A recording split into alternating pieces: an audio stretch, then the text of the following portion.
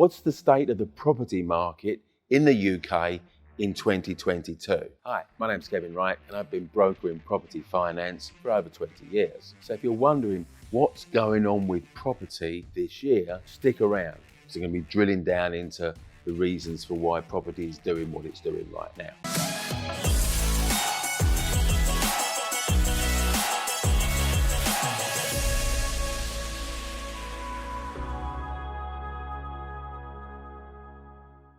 Now, in terms of what's happening in the property market, 2022 is carrying on pretty much where 2021 and 2020 left off. In other words, quite a buoyant, aggressive seller's market. At face value, that's caused simply by too few properties available for purchase and too many buyers wanting to buy them. There's all sorts of reasons why that is. Let's drill down into a few of those to understand what's going on below that headline. So first of all, there's a bunch of people that you could call, I guess, the Brexit hoarders. And who are the Brexit hoarders, you might ask? Well, these are the people that once the vote was taken to leave the European Union back in 2016, they forecast a crash in the market. So they didn't buy property from 2016 onwards because they were waiting for the drop in property prices that would come after the UK left the European Union. That was their prediction. They were convinced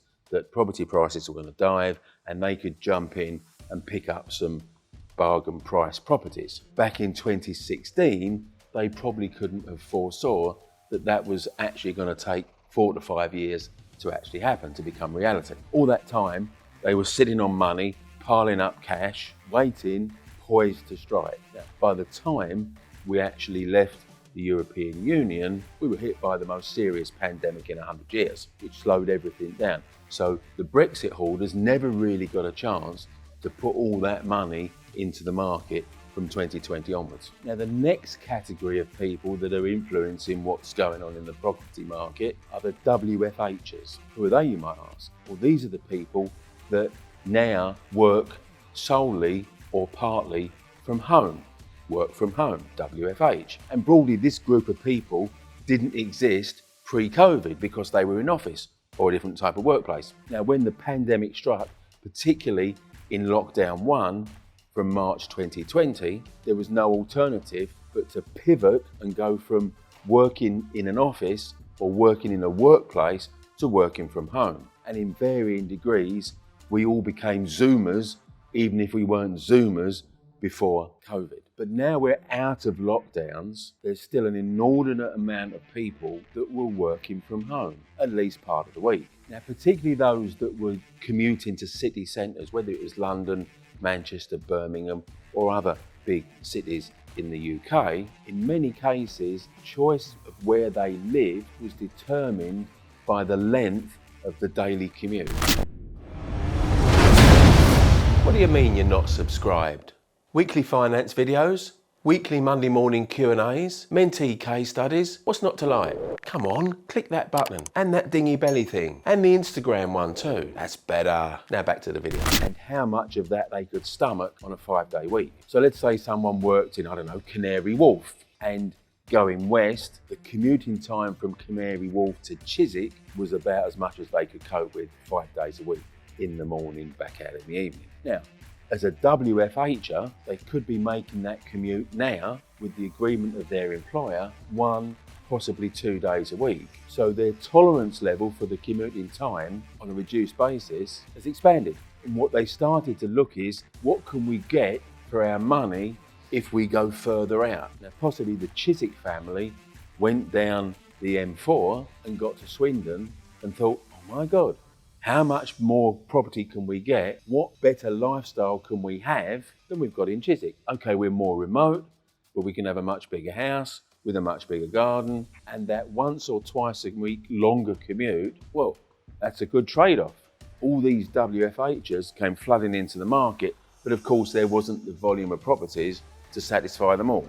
And a third category of people that exacerbated the problem was the stamp duty holidayers. So these are the people that suddenly thought that the stamp duty holiday that was introduced by the Chancellor as a stimulus to keep the property market going while the general economy was tanking, predominantly back in 2020, felt it was too good an opportunity to miss. So they piled into the market. And again, because the other two groups of people also piled in the market, we had a tsunami of buyers and not enough stock by a long distance, not enough stock to meet their needs. So prices rose quickly. In the mainstream, people were having to offer asking price or over asking price just to secure the property that they wanted. And there was a fourth category of people, the squirrelers. Who are the squirrelers? These are the people that, because they couldn't actually spend any money, whether it was commuting into cities, whether it was going on holiday, going down the gym, going down the pub,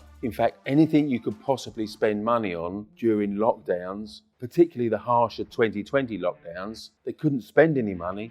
So they had no alternative but to squirrel it away. And so they're building up tens of thousands of pounds. And some of them thought, hey, with this money, we might as well move to a better house. Now, as property investors, it's really hard, in fact, pretty impossible to compete with the WFHs and the like, because they're not looking to buy a property to make a profit. They just want to buy a property to have a better lifestyle. You're never going to outcompete those. So really, it's looking for the type of properties that they don't want to buy. In short, it's the fixer-uppers, but even the fixer-uppers are in big demand if it's just a cosmetic refurb. So it's the properties that have got some sort of problem, but a problem that you know how to fix, the ones that are in less demand, that you can actually make a margin on. And the key is looking for properties with the potential to add value. Now, I was around in the pre-credit crunch market, and that was pretty much as buoyant as it is now. And the way investors were making money back then was to, knowing that they often had to pay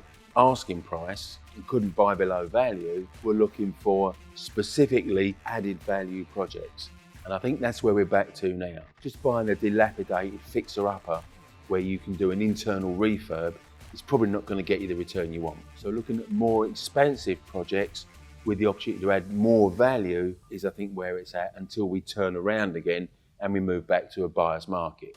Don't know when that'll be, but it will happen because it's always oscillated buyer's market, seller's market for the 40 years that I've been involved in property. Even though some of that froth has subsided, I mean, the stamp duty holiday is no longer here. People are starting to go back into the office, although not in the volumes that they were pre-COVID. So whilst it's calmed down a bit, it is still very much a seller's market. So there we are. That's my state of the property market address. And I'm going to be back next week with another property finance video.